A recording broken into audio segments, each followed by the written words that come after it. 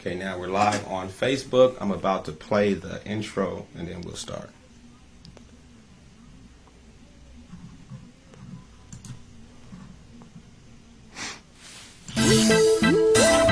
Welcome to the California Urban Podcast. I'm your host, Mark LeVar, and I'm really excited that you're tuning in. On this podcast, we explore the quality of life that Californians experience on a day-to-day basis, good or bad. So, California's the place, urban's the perspective, and truth is our only objective. Let's talk.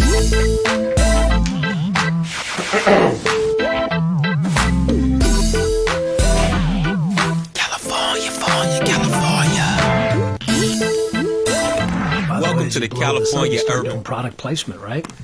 Absolutely. So, people, right? Look, my man already marketing right now. He's already, he stays in coach mode. Like, this is my guy. I'm live in studio with the man, the boss of all bosses, Reza Hariri. Let me tell you a little bit about my man, Reza Hariri.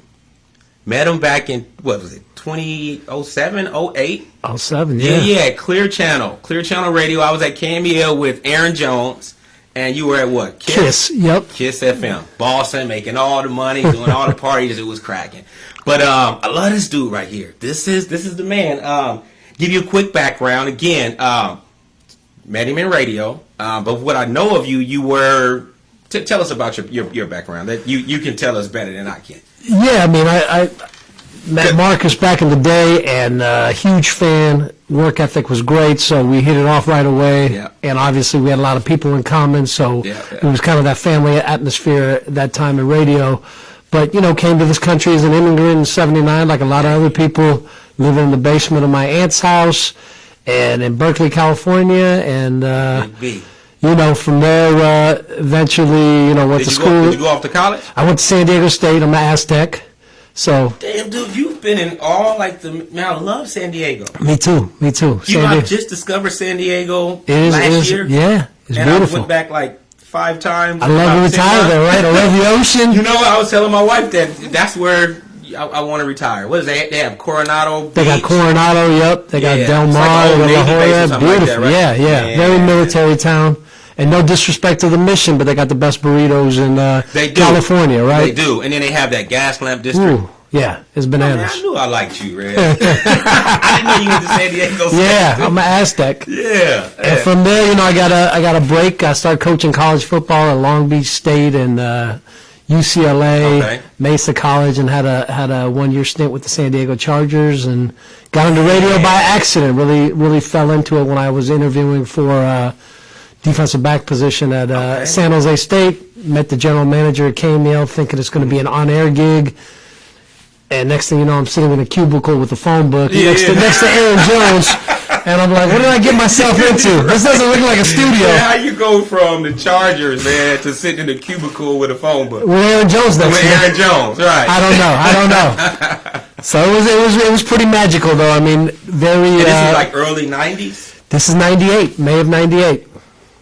Okay. Yeah. So it was pretty magical. I mean, sports has always been my passion and my love, and I missed the players and I missed the field. But when I got into radio, it was especially hip hop, which was my other passion.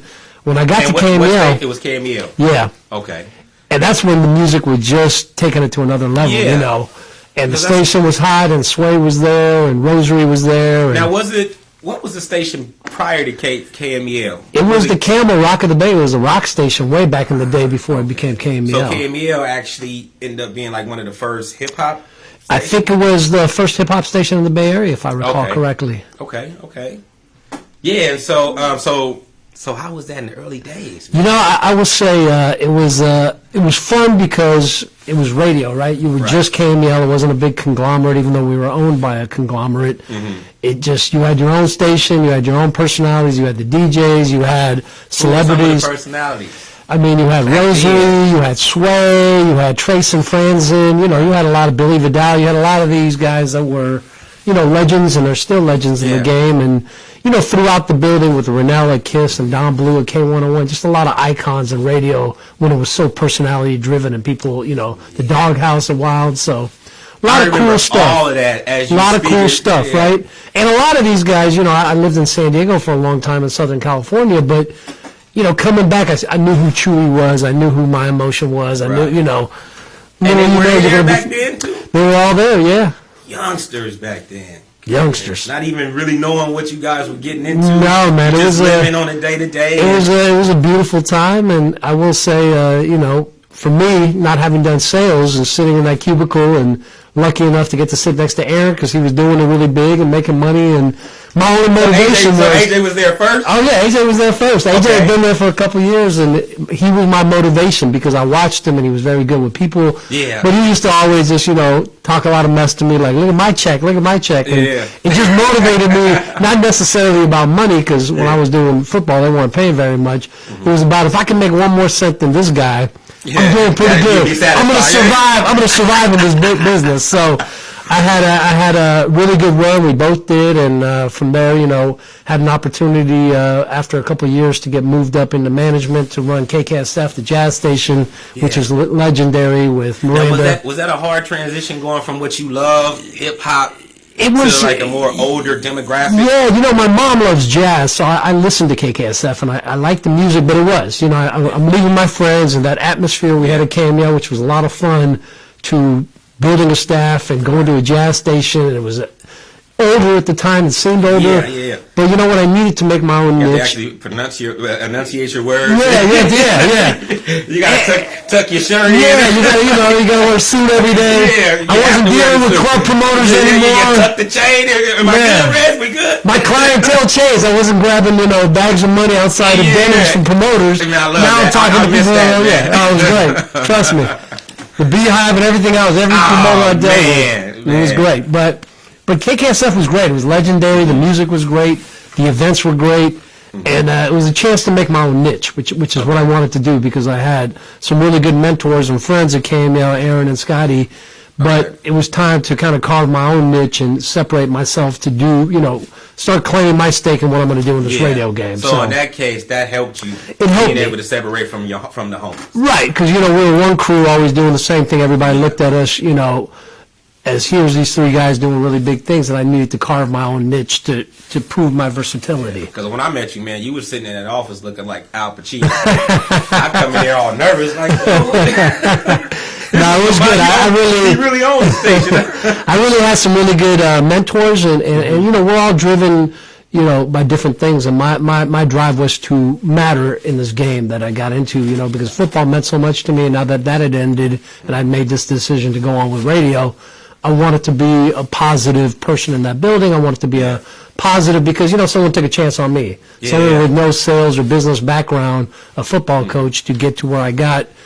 I started believing, like, that's kind of my mission, to believe in some people and give some young people, such as yourself, that have a ton of talent, the opportunity to do some of the great things you guys are doing. So that's kind of the proud moment for me, looking at all the different people that work for me and where they are now. So it goes back to that for me. Yeah, and so then you migrated to KISS FM, huh? Yeah, I went from KKSF to KISS and kind of a rebuild, and did a great job, and got a chance to work with Rennell, which was a lot of fun, and got to do some fun bits. Finally, after 9 years of radio, got to be on the air with her on her morning show as a little bit we used to do with the Love Doctor. Was this before me? This was, I think you were there. We used to do it like once a month. I used to come in and be the Love Doctor and be her chauvinistic sidekick. So it was a lot of fun. It was fun to do that with Rennell, and I tried to get some personality fees, but not too many people hired me to endorse their product. But it was good. It was a lot of fun to do. And then I left for the digital world for a while to be the director of sales at Monster.com, which was fun.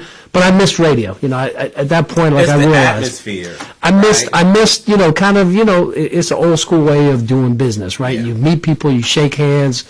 It's not, online the whole time and IMing people. And I remember the first couple of weeks I'd call a client and they're like, email me right back, and I call them again and they're like, hey, I just got your message. I'm like, and people didn't want to talk in that world. So I missed it, but it was great to get the experience to run a digital company and understand the whole digital platform has obviously helped me. But I miss radio, so I went from there. Radio is changing.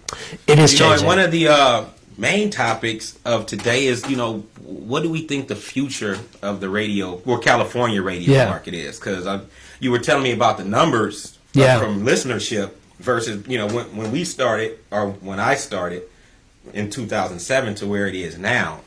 And it's dropped tremendously due to, I'm sure, technology and the different ways to consume music, like streaming. Right. Well, I mean, we have options, right, Marcus? And it used to be radio was the king of content. Like when we were at KMEL, we break new music. You heard flavor in your ear for the first time, and you broke local artists like JT the Bigger Figure and people like that. So the community in KMEL was known as the people station, right? The community and radio were one intact thing. Chewy used to do his Chewy Claws and do all these different things for the community. It's gotten away from that, as you've seen. There's less live personalities on the air now, as a lot of the stuff is voice tracked to save money. Right. So you don't have that connection when someone's sitting in San Antonio and saying, "Hey, Bay Area, which bridge?" Like they don't know which bridge. There's a lot of different bridges, and much like New York, each community in the Bay Area is very different. Oakland's very different than Richmond, which is different than San Francisco, which is different than San Francisco, right? So it lost kind of that community in touch with it. And then also advertisers started looking at it as a passe, right? It's not the new shiny toy now. They'd rather pay an Instagram model or tweet about something or, than spend their money on radio. When we were there, it was a really good business. That was the way. Everybody, right. You didn't have to fight for business. People would come to you. And now promoters, record labels, they don't want to spend money on radio anymore. Right. They have other ways to promote, themselves, whether it's texting or tweeting or all the different things they can do, Snapchat. And people don't want to spend money on radio. And the bigger advertisers like McDonald's and Coke and them, they're spending less and less money on radio and figuring out digital solutions or Pandora or streaming or Apple Music, or product placement. Right. So there's a lot of different ways to advertise, and radio, unfortunately, on the revenue side, is not there anymore. Yeah. So they have to really diversify. For sure. Right. But the way I look at it is much like these radio, if it had done what it was supposed to do 10 years ago, it wouldn't have allowed a Pandora or a Spotify or Apple, any of these people to come into play, because radio focused so much on just advertisers and this is the way it's going to be and never thought forward. They opened up that streaming lane for these companies to come in and do it, right? And now when these companies are like, hey, radio's not doing this, I'm going to stream and I'm going to have all these artists on and I'm going to break new music and have people discover music. That's what radio used to do. Now you're behind in the race. Now you're behind in the race. When you had all the power to stay ahead. And now the content's changed. So you're doing these. Keeping your ear to the streets. True. And these curated playlists. I mean, it used to be where you had the Wake Up Show and Sway would break artists and talk about different music, and they had different segments of the time where they would actually talk about music and artists and local and even international artists. But now it's just this 40 really tight playlist that's made for the PPM and it's a small sample size based on a small sample size of music telling me what I like to listen to, which isn't true. Yeah. So how do we open that back up? I think we gotta make radio the hub of music discovery again, right? Yeah. It's got to be where you break artists, where local artists matter. Where if you're a hip hop station, you're not programming for the meter. You're also playing different music and seeing how people interact with it and what people think of it. Even on an old school hip hop station, you can only play that Naughty by Nature song so many times. If you look at the whole volume of music and generations of old school hip hop you can play, you got to allow that to happen. But programmers are afraid because their whole livelihood is on this rating system, which is in the Bay Area based on 1,600 people for 7 million DMA. I mean, that doesn't make sense. Right. Do you think that's why KBLX switched? They changed their format. They have. I remember they were like old school. And then they went younger. But I mean, it's different. Even it just shows how flawed the system is. Because when I was running KBLX, we had one meter that went from an African American consumer to a white consumer, and our percentage of listenership went from being 88% African American to 50%. Wow. And that's not true, because we know that the majority of the people that are listening to KBLX at the time all were black African. Yeah, right. So I didn't I don't understand. know I'm like, any this. white folks that listen to Yeah, KBLX. yeah. I mean, this it's just the What system. meter was this? Right. The system. One person had it, and it changed everything. So Right. the system is a little bit flawed, and you got to be able to have real data on who's listening to your station, who's interacting with your station, and I think that's where the locality comes in, and that's where kind of the company that, I've been a member of and one of the original people of it the last couple of years comes into play, because Right. the reality is people haven't stopped listening to radio, but unfortunately that's coming. Revenues have gone down, but the listenership's only gone down a couple percent. But now with Amazon trying to get into the music game, Facebook trying to get into the music game, Amazon? Apple, I know 'cause YouTube YouTube is big in the definitely- music game, right? I mean, Google, right? So all these guys realize there's a ton of people, there's 275, 285 million people a week that still listen to radio at one time or another. They're like, that's a lot of consumers. And companies like Amazon and them, they just care about the consumer. They don't really want to be in the music game. They want to just sell you things because that's how they make their money. So when they look at that, why not get into the music game, right? Right. Hey, we could do this and I didn't know stream. Amazon was trying to get into the music. Yeah, I know Amazon Music is through big. Amazon Prime, you could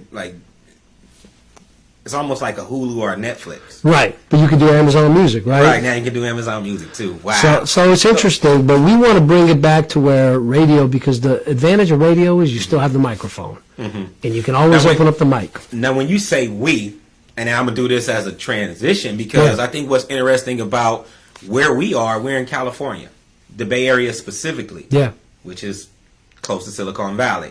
So everything is really techie here, yep, right? Yep. So that's what makes this conversation even more interesting. Yeah. As technology increases, and we're talking about an older technology, how do you merge the older technology with the new technology and the new way that people consume? And so I do know you were telling me that you made the jump from having a corporate job, yeah, and you were really successful in that job, and you made the jump to being a full-time entrepreneur. yeah. I know that was tough. It was tough. I mean, it's tough to leave the kind of money and the security. Well, I don't know how secure radio jobs are anymore, but it's tough to leave that kind of atmosphere where everything's kind of done and all you have to do is your job to something where you have to do every aspect of the job, even though my main job is to raise money or do sales. It's still, you have to do everything, So what did you leave the corporation to do? Tell us about this new endeavor. I It was had really interesting when you. I was really lucky. Zan Alexander, who was the CEO at the time and one of the founding members of My Mellow, approached me and Aaron through a mutual friend. Okay, hold on. You said My Mellow. Yeah. Okay, what is My Mellow? If you can just look into the camera. My Mellow is a technology platform, white label, that integrates with radio station websites and allows them to be a storefront with everything music and events related. That's it. Just like that. Just like that. And so you left. Where was it? Was it? Intercom at the time, Intercom. so it was KBLX and Q102. So Yeah. what sold you on this, man? I got to be honest. When he approached me at Univision and we talked, these guys were super smart tech guys, and I didn't understand what he was asking me. He was just telling me about this technology, My Mellow, and I didn't get it. Lucky enough, we made an impression on each other that he approached me 3 years later and said, hey, let me talk to you in your language, engagement and revenue. And I was right in the Right. middle of doing budgets, and I said, you know what, this makes sense. And the example he used, which really resonated with me, and I think we talked about it the other day, the day Prince died, and then later on Aretha Franklin, obviously, every radio station in America, including sports and Hispanic, played Aretha Franklin or played Prince. Right. At the end of the day, after Prince died, Apple and Amazon made 15 million, radio made zero. You curate the content, and someone else makes the money. You're sending them, hey, go to Apple, down. Like, why would you do that? Right. You have the capability to do it yourself. So he said, this is what we do. We actually can monetize the consumer. Radio still has, so if you look at it, if KBLX has 1 million people a week that listen to it, and I was able to monetize $2 or $3 from 30% of their listenership every month, that's going to change their whole revenue model, right? Because we all spend money on music. I have Apple Music. I have Sirius in my car. Spotify, We have Pandora. Apple. Yeah, So yeah, you all spend that. $20-25 a month That's for sure. on music. So why not radio get a piece of that? And the same thing with ticketing. Why not sell those tickets yourself and take the commission on the the surcharge? Right. So you guys are that the business model that radio was missing. We're just taking everything that radio should have done and bringing it back to radio. I mean, every time radio says, go to my Facebook page or my Instagram page, all you're doing is taking your eyeballs off your own site and allowing Facebook to make money. Right? We're not making money. But they all feel like, hey, go to my Facebook page. That's what we got to do. Well, like, keep your audience on your page. Hold on. We streaming on. Yeah, I got to stream on my Mellows, what you say? Hey, guys, tune in now. My Mellow. But next week, tune in on well, my Mellow, okay? You'd be able to do? You'd be able to stream it on the radio station. You would put your podcast on the station that makes sense. Yeah. Okay. Why not do that? But when these cameras go off, we're going to have to sign some stuff. Absolutely. We're in. You probably got a contract. I don't want Mike Zuckerberg coming after me yet. We're not that big yet. Okay, so that's interesting, man. So that's what made you you believed in the. I just believe I started losing my passion for where the radio industry was going. It was getting tougher and tougher every year, and every year people were getting laid off because the business isn't there, the money isn't there, and I just kept seeing AEs jumping. I saw people leaving the industry. It was hard to get the kind of talent we used to be able to. We used to get people like you in there, and now it was harder and harder. And when you got young people to come in, it was hard for them to survive because they couldn't make any money. And you got all these companies like LinkedIn and Google and Salesforce offering you all these opportunities as a young person. And living in the Bay Area, you got to make a little money to survive. So you just started losing that talent pool. And once I lost my passion, I know I couldn't do it anymore. It's just like playing sport. Once you get to that point. Your career's been driven off passion. Yeah, I mean, that's the thing. A coach, and then you got into the hip hop radio, so it's. You got to feel it, right? You got to wake up and want to do what you wanted to do, and I was just going through the motions for a check, which isn't the way to live. So when this opportunity came up, I felt alive again. I'm like, hey, I can give back to an industry who was really good to me and help do a lot of different things for me, both personally and professionally. So why not revitalize this medium? Why not get it back? Do you feel like reinvigorated, re-energized? I do. I mean, listen, it's tough, and there's a lot of sleepless nights, and you're working on a very strict budget and a limited salary because everything goes towards the product and towards getting this thing to where you want to get it. But I feel good every time I talk to someone, a CEO of a radio group, and they get it, and they see the benefit, and they want to be a part of it. I get excited when I talk to someone like you, and you see it, and you're like, hey, this is what it's supposed to be like. It should have that local flavor. Why not have every local artist in Oakland be able to upload their music and let the audience decide if you're talented or not? Right? If you really think you're a great R&B singer, station director, and you pay to put your music up on the website and people are engaging with it and liking it, great. If they're not, you got to find another gig, right? So I mean, it's music discovery again. It does what Spotify does, except someone like Chewy or any of these morning shows or midday shows can turn on the mic and say, hey, check out these 10 new artists from Oakland. Tell us what you think. Smash it or trash it.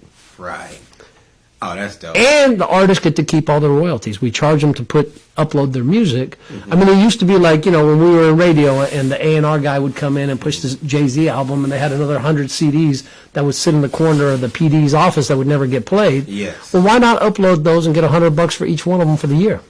Put all your music on there and let people see it. And for the program director, now it's not a small music test with 100 people, that you paid to listen to the music. Now it's like a DJ engaging with his audience every day. So you can see if you played an Isley Brothers song and you're like, this is the song I'm going to play on the air because people love it, and you're seeing your audience is engaging with a different Isley Brothers song, it helps you kind of, program your station live real-time data. Oh, that's sick. Right? I mean, that's the way to do it. That's the real way to see how much, and you can go against the rating system because you can say, I might be a 0.1 radio station, or I might all of a sudden be 58% African American instead of when I was 88. But man, my engagement is, I got 250,000 people that engage with my website over the month. So you'll be able to, not only music, you'll be able to promote other things like venues and events. Everything, sell tickets to things, and also think about like when we were AEs, and even now, if somebody came to you with $50 or $100 a month to spend with you, you're not going to take it as a waste of your time. Well, guess where all that money went? To Facebook and Google search, Facebook ads, and radio missed out on that. For every $2,000 they took in, 17,000 went out the door. So why not allow self-service advertising for the community, right? All these Oakland-based businesses for $50 or $100 a month can upload on a calendar or something like that and see what kind of traction. They're going to do it on search anyway. Why not do it with a radio station that makes sense, genre-based? Wow, and so I'm sure this is a California-based startup, but I'm sure you guys are going all over the place. Yeah, I mean, actually, what markets are you planning to penetrate first? Right now, we're in a lot of small markets. We're in Eugene, Oregon. We are in New York. Okay. We're in Havre, Montana. It's a town of 9,000 people, but the guy is getting... Give me all 9,000. Yeah, I mean, he's getting a ton of impressions because now that he's streaming it and people are discovering music. People are asking you questions, man. So this is my guy, Larry, Mr. Cold Flash 06. He says, what's the name of the platform? The name of the platform is My Mellow. Short for My Melody, the Eric B. and Rakim song. There it is. Short for My Melody, the Eric B. and Rakim song, that old school song, man. Check out the website. Yeah, go to mymellow.com, and I'm actually going to type that in. Thank you. Right now, man. We're sitting with one of the Bay Area and icons. it lists all of the radio groups we're working with. So depending on the genre of music, you can start doing it. But we're adding radio groups on a weekly basis. So okay, there it is, and that's who's in here holding us down. There you go. That's brother, man. It's the Bay Area icon, man, in radio. This guy is responsible for millions and millions. Well, that's what we want. We want local artists to put their music on. We want local artists to re-engage with radio, and then we want labels to re-engage with radio. So we want them to feel radio is a part of it because it doesn't matter how many streams you get. You don't make money off your streams. You make money off your record sales, and radio can sell music for you, and you get to keep all your royalties. Right. Wow. Which is so. let's say I'm an artist, and I'm a brand new artist. What and I want to. Can you do like specific targeting? Say I wanted to break into the Montana market. Yeah. You would look at our group of. You go on the new artist page. You put up your art. You tell us do a little bio on yourself, put up the music, and then say, hey, you look at our station affiliate list, and you're like, okay, I'm a country singer. You guys got stations in Montana. You got a station in Oregon. You got a station in Tennessee. I'm going to put my music up on those 3 stations. It's $150 for the year per station to put your whole catalog up there, and you get to keep all your royalties. Man, I might dig into crates and get some of my. That's what I'm talking about. That's what I'm talking about. Pull out that contract. Yeah, you never know. Bring it back. Wow, that's cool. It's great. And then eventually, I'm sure you guys will go international too. Yeah, but that's the play because, I mean, the reality is, and we went to Mid-Am, which is the biggest music conference in Europe and really in the world. So every artist and everybody, that's where we met the Afro Beats, which is a really cool musical movement out of Nigeria. Yeah. But all these artists and people want to be on American radio, right? People think of the Punjabi MCs because the one song with Jay-Z, but India has a ton of artists that are doing great hip-hop. France has a bunch of different people that want to be a part of, and they have no platform to get there, so we do that. But the reality is radio is really healthy in those countries. It matters in those countries, and they got better lobbyists, right? So eventually, once we scale in the States, our plan is to go to South America, go to Africa and Europe, and eventually, get into parts of Asia. So, this radio is a global thing. So it just costs a little bit of money to scale and get some of the royalty rights and things like that. So what about XM? We're working actually with a digital radio station out of New York, iSoul Radio, and doing really well for him to prove that, eventually we can get into the satellite world for those. Content is content. Right. And music is music. So if we can help, those serious stations make money, why not? Right. Because there's 1,000 XM stations. For sure. But I'm sure, you can drive to specific ones. Yep. Right. Yep. Like with any technology, you got to keep testing and make sure there's no bugs, see how the audience is reacting, and then, shift and maneuver and pivot to make sure it works, and then we approach somebody like XM and say, hey, look at the success we've had with these 3 or 4 digital radio stations. You guys own this whole network. What would you like to do? Well, man, I love this, man, because, again, I always preach, being in the Bay Area, being 40 years old, I don't want to be one of those guys where I'm a grandfather and my kids are reading about the tech boom, and now they're looking at me saying, well, Dad, you live right there. What did you do? Right. And I don't want to be the one to say I did nothing. And so that's very inspiring that you were able to jump in the tech world, man. Yeah, I appreciate what you're saying. I didn't think of I didn't think about it like that, but I thought about it like, wow, radio's never really invested in technology. They've never really taken it to that level because most of these companies are in debt and they put their money elsewhere. But here's a tech company that's saying, hey, let me fix the technology in radio. Let me do the right things. The algorithms will be correct. All the different things that, integration with the smart speaker and so on, all those things are coming with us. But I will say one of the things I plagiarized for you, and it really resonated with me when you shared one of the posts I had, you put at the bottom, music matters. And that's really what I thought about because music does matter. Yeah. And there's a ton of talented artists, and that's the beauty of radio that you and I loved was local, right? There's something to be said. The sound in Oakland is very different than the sound in San Francisco, which is different than the sound in San Jose. Yeah. And when you can base it that way, and you can allow people to hear their music that way, doesn't mean they're not going to like a song from the East Coast or from Seattle or anywhere else. But let's keep the culture what it is. And by the way, every one of those artists is going to drive their social media now onto the radio station platform. Right. Because, Marcus, you're going to say, I just put up my music to your whole network. Yeah. Go check it out on KML. Yeah. Guess what that does for KML? It raises their impressions. Guess what it does for me? They're unique, right? And now they can charge for advertising. Now there they go back to the advertising opportunity. Right. Now there's engagement on their site. It's not just a bunch of TMZ reports and jock bios. Now it's real content. So do you guys do podcasts too? Podcast is. Or do I got to put this in rap form? Because I can put it in rap form because right now I got to do a demo. No. I'm interviewing. I'm always interviewing. It's content, right? So we integrate with content. So we can have a whole podcasting thing. That's the big thing in radio right now. So why not? So on demand, put your stuff out there, and that's the next step for people to put up their podcasts. So that's dope. Again, based genre based. Right? Yeah. So. And it's easier to find. Think about it. When you go on any of these ticket affiliates or when you go on any Spotify, you got to search. But when you go on a specific genre of a radio station, you know what you're searching for, right? The events that you're searching for are right there. You're going to find Yoshis and all those things, and you're going to find the specific types of music you want to find. When you just go to one of these Eventbrites, you got to, all right, what do I want to try to find? Yeah. This is specific. It's easy to find. Right. And it's part of the community, right? And the jocks are constantly talking about it. Hey, make sure you check out, And it's tied into the jocks, too. It's again, the power of the microphone, right? That's where radio excels over Spotify, Pandora, and everybody else is.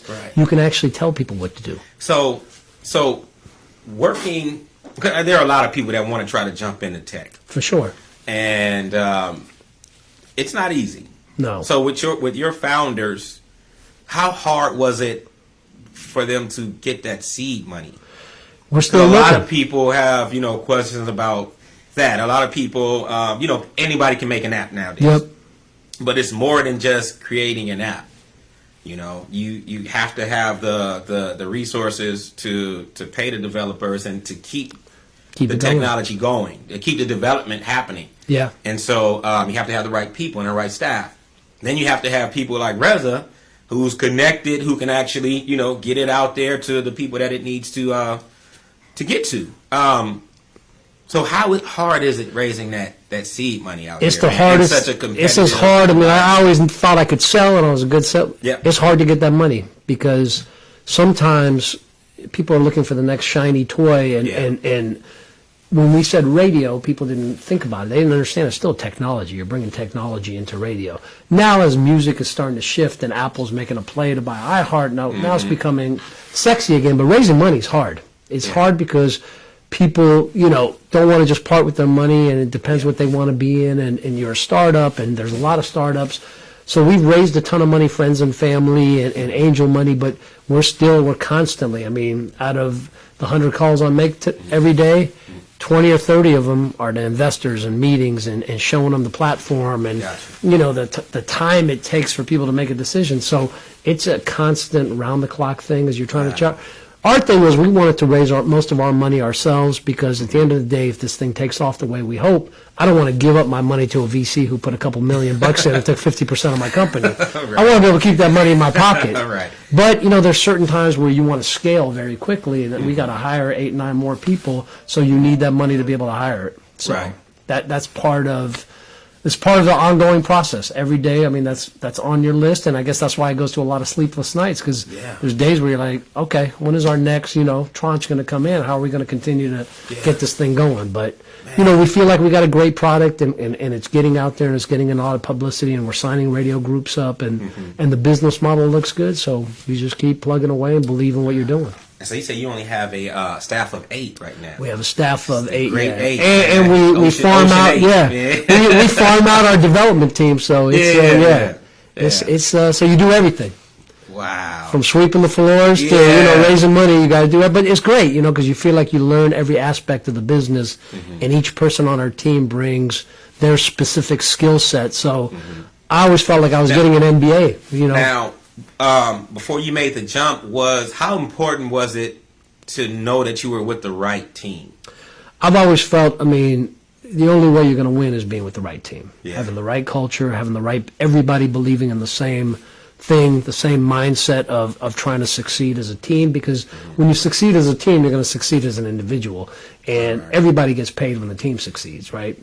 You see these teams that win the Super Bowl, everybody gets paid. You can be a great player on a bad team.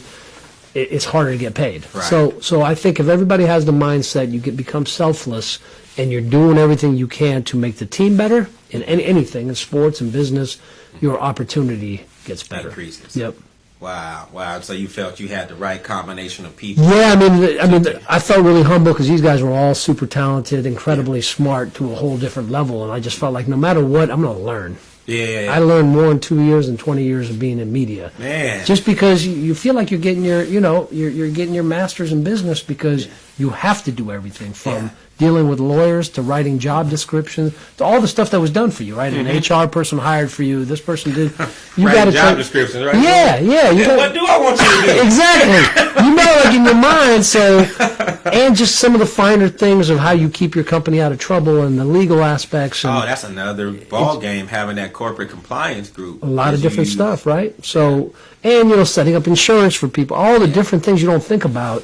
It's just it's been a really cool learning experience. I felt like I'm growing. That's one reason I'm invigorated, because you want to learn. I could do radio in my sleep. But this is like every day is a challenge. Every day is something new coming on, and you got to focus. Right. Yeah. Sometimes you get and you got to stay positive. Yeah. Sometimes you get floored, and other days you have that small victory, and it feels like the Super Bowl. Absolutely. That's great, man. So a lot of traveling in the near future. Or? Yeah. We got some really good meetings. That again, the industry's been really kind to me, and some good people have set up some good meetings with some really big radio groups. Got a really big one tomorrow. But the travel is. I don't mind the travel. I'll go anywhere to sit with somebody so we could.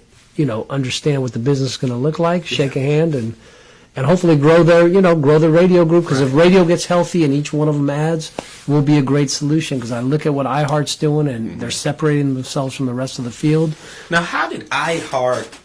I didn't think iHeart was going to work. No, it was something that I just didn't understand. I didn't really get what they were doing, but essentially now looking back at it, I guess they created one app to where all the radio stations are plugged into. Yeah, it's really just lipstick, right? It's just a streaming service. Right. But what their CEO, Bob Pittman's a smart guy. He came from MTV. He's getting slowly away from just being a radio group, and now he's an entertainment company, which happens to have radio as part of it, right? They do concerts, and they got this, and they got podcasting, and Apple wants to get in and buy a portion of them, buy all of it, because for Apple, they want to be the biggest streaming service. They're like, all right, they got access to this many number of people that listen every week.